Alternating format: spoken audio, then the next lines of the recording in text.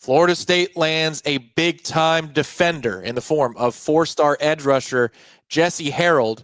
He's also known in some recruiting circles as LeJesse Harrold. Same guy, decommitted from LSU recently, and now he has chosen Florida State. Big-time position of need for Florida State. Michael Langston, senior recruiting analyst for Warchant.com, joins me now to talk about this recruitment. Jesse Harrold to the Noles, Michael. This is a nice get late in the cycle. Didn't see this coming a month ago or 2 months ago, did we? No, we didn't. And even me, I heard stuff about, they were still in contact. But, I mean, looking at the season, you're looking at FSU season, you're like, you're not going to get a flip from LSU.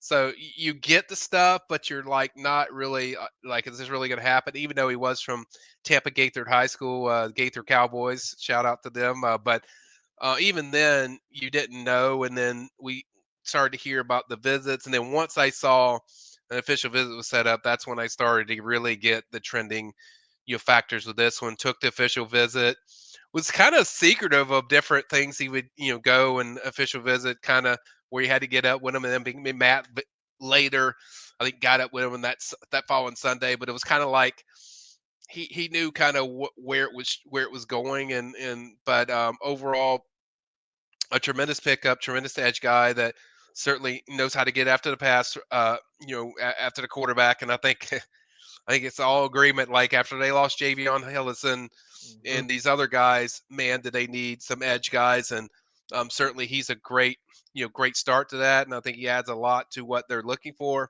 Motor's tremendous, goes downhill really well, and then just constant being a havoc in the backfield that's kind of what I think Tony White, if you looked at a Tony White guy, you feel like this guy would be kind of what Tony White's looking for to kind of kick off that campaign of, defensive players.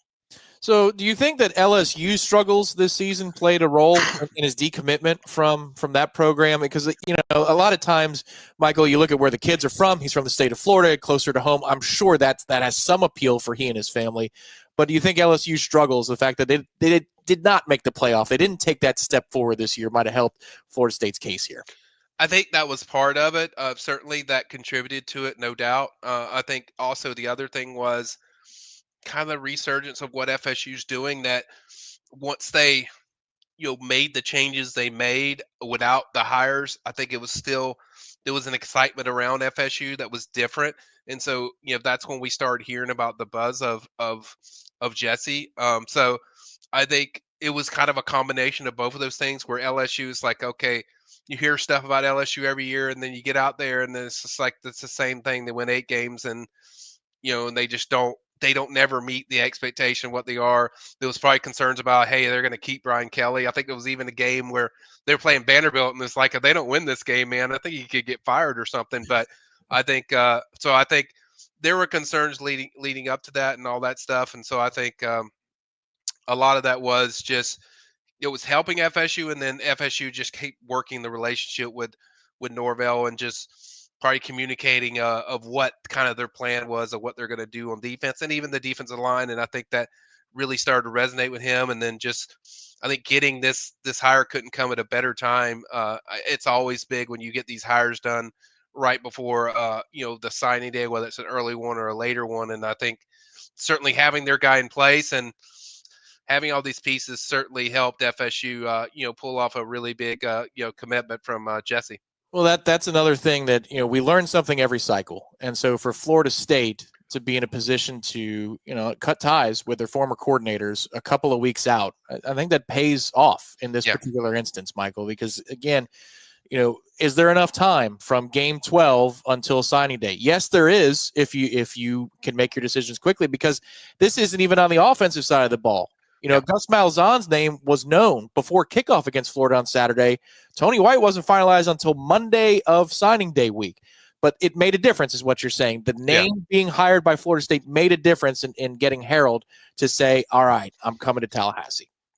It did, and sometimes firings are good. That's not good for the people. We feel terrible for them because it's a business, but for the program, sometimes it's a very significant positive of kids seeing that there's going to be a new direction. And like I've said in these previous videos, the FSU brand does not change. The 2-10 does not change what their brand is or how they're viewed by people from the outset, whether it's their hires or the way kids recruits look at them. So I think that was an attraction. Certainly being close to home, I think that was also another attraction. He's from Tampa, so I think that certainly helps. And just the excitement, and I think the pieces just came together, for FSU in this recruitment, that they were able to get that, then get them on campus, finish the job.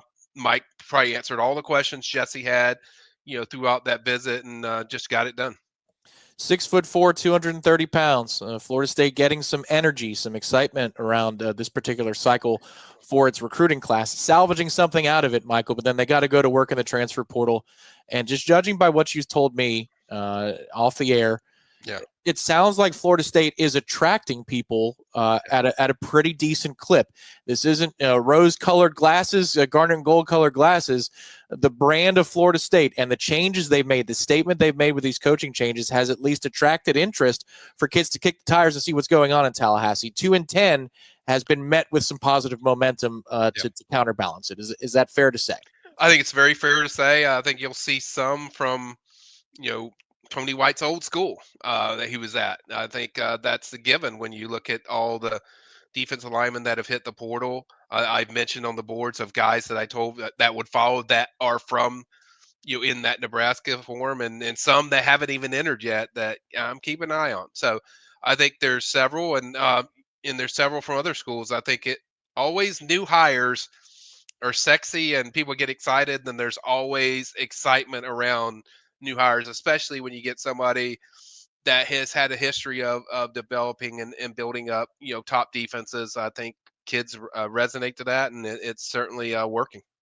Pro tip for you out there that are Florida State fans watching this video: if you've not been over to warchant.com, when you hear Michael hint about things like that, he will spell it out with names on the premium recruiting board, the intel that we get. Make sure to head over to warchant.com, sign up today. You will not be displeased with the product you see throughout our website, whether it's transfer portal coverage, recruiting coverage like you're watching right now, team coverage, the best in the business at warchant.com. So head over, sign up today, and thank Michael for his hard work by hitting the thumbs up underneath this video, Yes. subscribing to the channel. It is absolutely free. Thank you, Michael. Appreciate the time. Absolutely, anytime. All right. Talk to you next time right here on Warchant TV.